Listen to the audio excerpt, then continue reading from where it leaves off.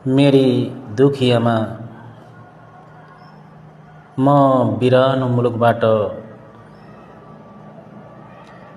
म दुखिया छोराले दुई चार शब्द बोल्दैछु। आमा तिम्रो स्नेहको हात, आमा तिम्रो त्यो कोमल माया प्रेमले मलाई यो संसार अत्यन्तै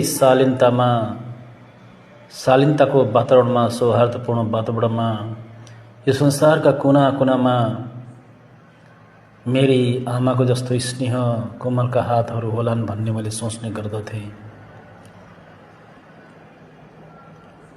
मैले सोच्ने गर्दथेँ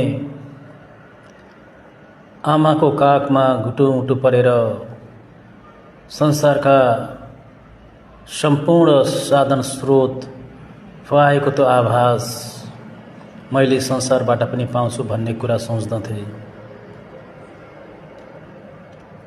मैले तिम्रो जो अगाध प्रेमले म सिँगारिएँ, त्यही सिँगारिएको ऐतिहासिक कथालाई मैले यहाँका संसारका मानिससँग जोड्ने काम गरेँ। मेरो मानस पटलले त्यही सोच्यो आमा, आज यो संसार भिन्नै खालको रहेछ। मैले संसारलाई प्रेम गरेँ जो तिमीले दिएकी थियौ। तिम्रो प्रेममा अलिकति पनि दाग थिएन। त्यो दाग रहित प्रेम स्नेह मैले यो संसारका मानिसहरूलाई दिएँ। त्यसको बदलामा मलाई ठुलै वज्र प्रहार गरेर मेरो मुटु छिया छिया पारिदिए आमा।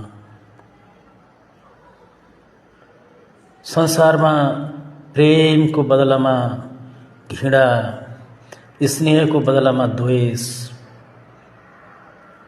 र मायाको बदलामा सपोर्टको र सहयोगको बदलामा पछाडिबाट वज्र प्रहार मिल्ने संसार रहेछ आमा। यो संसारमा म बिरानो मुलुकमा विरक्तिएर रहेको छु। म टाढा छु तापनि तिम्रो स्नेहले मलाई अझैसम्म जीवित राखेको छ।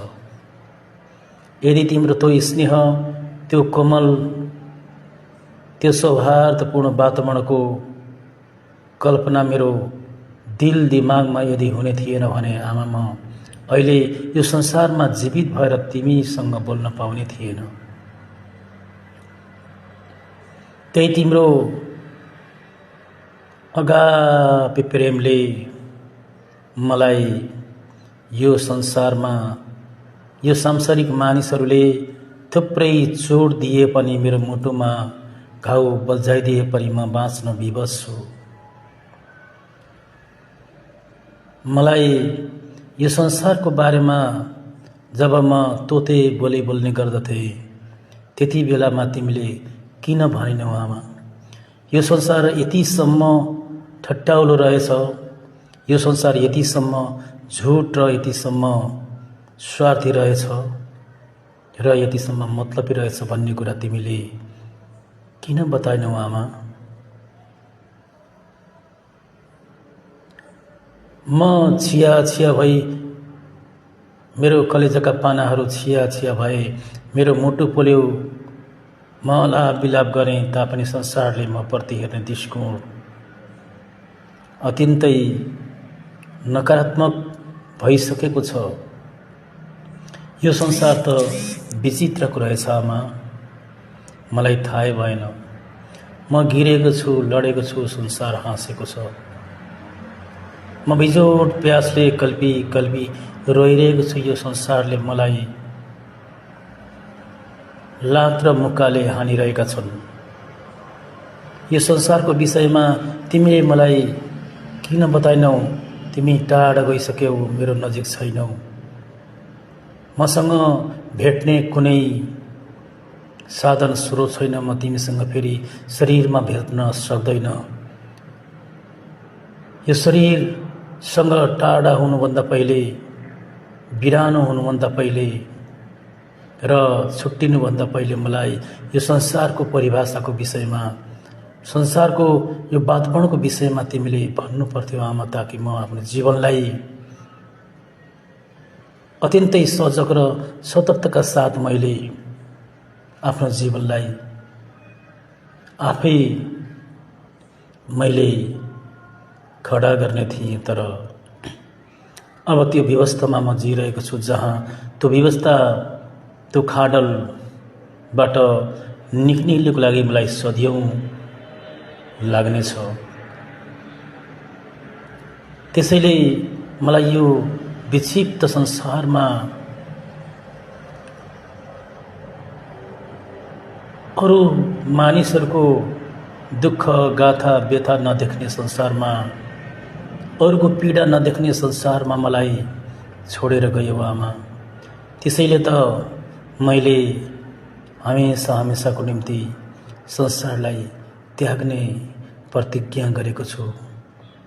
संसारका मानिसहरू अत्यन्तै कुठाराघात गरिरहे मेरो छातीमा, मेरा एक एक मांसका टुक्राहरू टुक्रा टुक्रा पारेर उनीहरूले प्रयोग गरे। तर म विवशताका साथ उनीहरूको अगाडि त्यो निराशाको साया मुनि बाँचिरहेको छु। यस्तै छ मेरो जिन्दगी आमा। तिम्रो त्यो स्नेहको कोमल माया, मातृत्वको त्यो बोध र तिम्रो अगापे मातृवात्सल्यताले म बाँचेको छु।